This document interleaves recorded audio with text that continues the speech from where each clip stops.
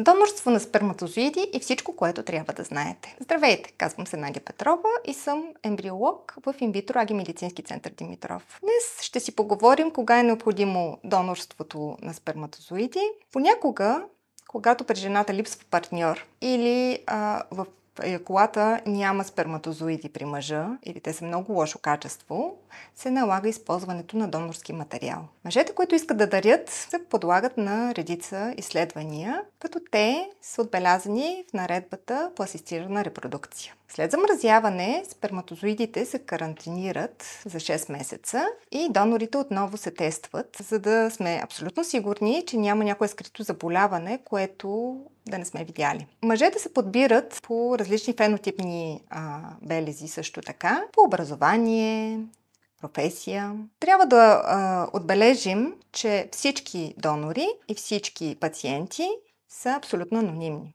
За повече информация можете да посетите сайта на инвитро Аги медицински център Димитров през линк био.